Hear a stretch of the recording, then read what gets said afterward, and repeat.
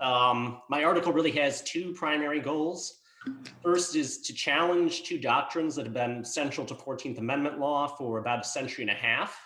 And the second is to articulate a novel position about the original meaning of the 14th Amendment and to present doctrines that can be used to implement that original meaning more effectively than the ones that are currently operative. What makes the position novel is that it occupies an intermediate space between what I take to be the dominant originalist interpretation of the clause as guaranteeing only protection against violence and perhaps also access to the courts, and the dominant non-originalist interpretation of the clause is broadly prohibiting all unreasonable discrimination.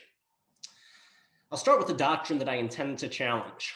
The Supreme Court has held since the late 19th century that the 14th Amendment only applies to state action.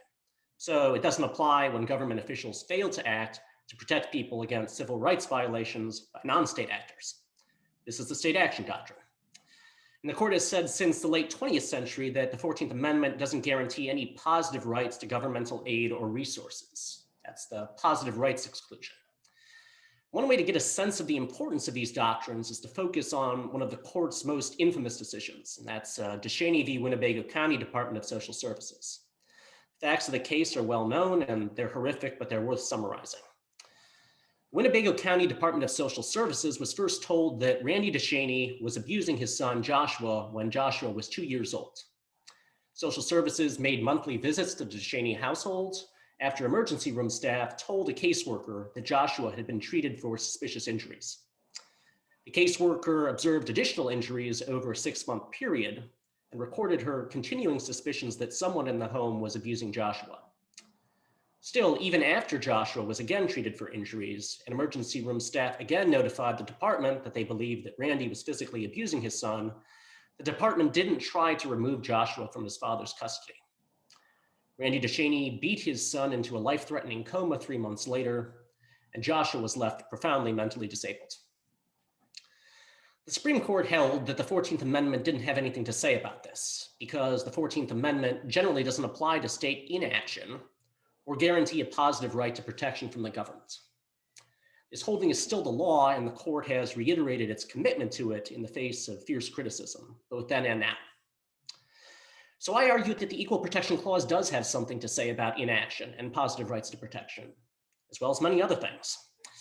Here's my 4-point original meaning takeaway. First, under the Equal Protection Clause, state governments are required to impartially execute state laws that protect civil rights to life, liberty, and property. Second, states are required to provide people with impartial access to the courts and their procedures. Third, states are prohibited from enacting discriminatory laws that implicate life, liberty, and property rights. And finally, states are prohibited from denying to people any federal protection for life, liberty, and property rights. So we have two kinds of positive rights to state resources: impartial law enforcement, impartial court access, and two kinds of negative rights to be left alone by the state: no discriminatory state laws touching life, liberty, and property, no state interference with protected federal laws. And I get here by tracing through Anglo-American history the idea that the government has a baseline duty to protect all people's natural rights to life, liberty, and property. So think bodily integrity, life, freedom of movements, liberty, and freedom to acquire and possess tangible and intangible goods, property. A duty to protect was widely accepted within anti-slavery circles from which the Republican Party emerged in the mid-19th century and became a fixture in Republican constitutional discourse. I then canvassed the framing and ratification of the 14th Amendment in 1868 by the Republican-dominated 39th Congress, and I also go into the post-ratification period, documenting the prevalence and sketching the contours of the duty to protect concept.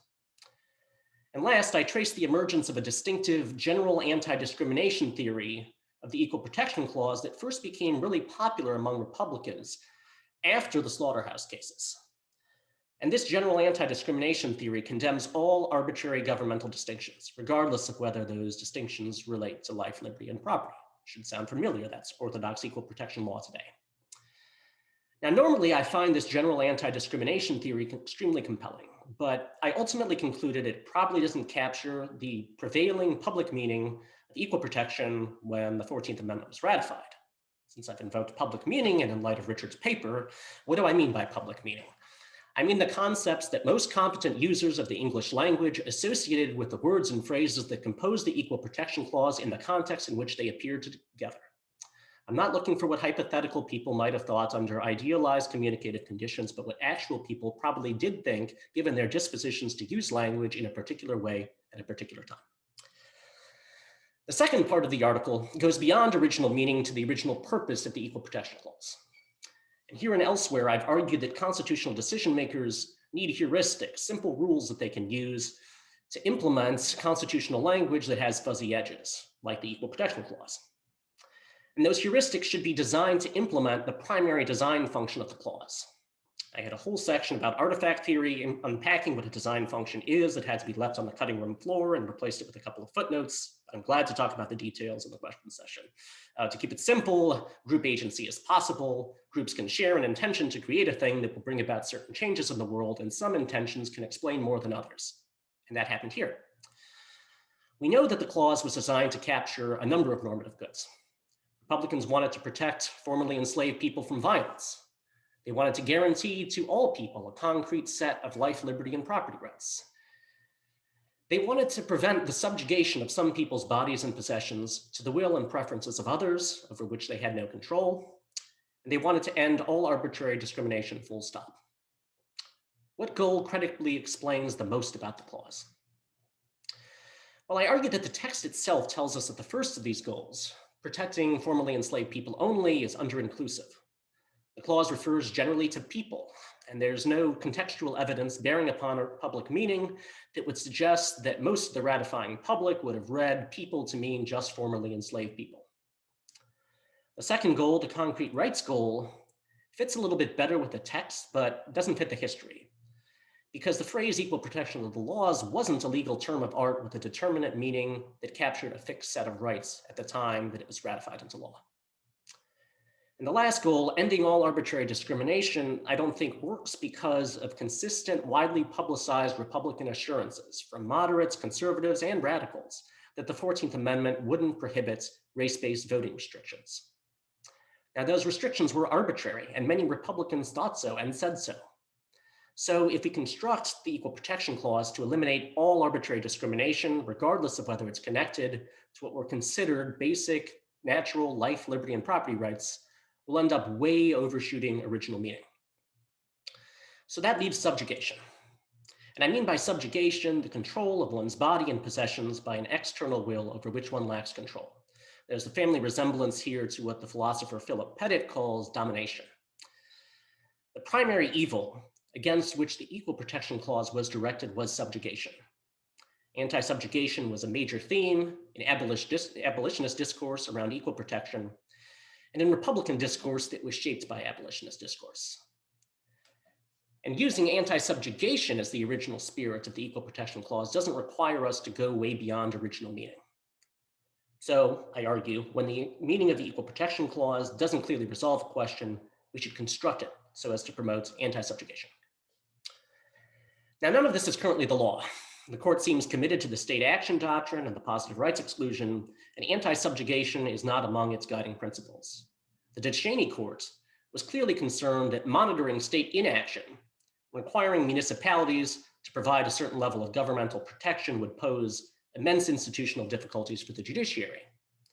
And I think this concern is reasonable.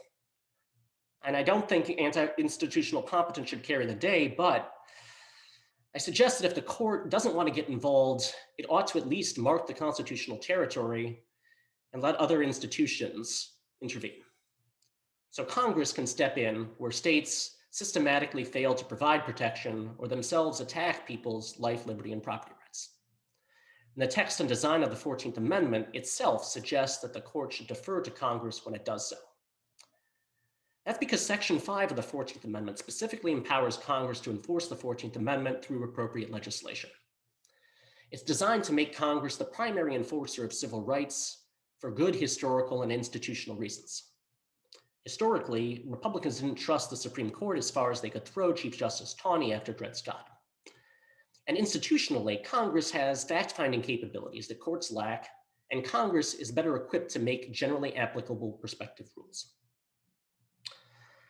Finally, a word about my discussion of the movement for Black lives.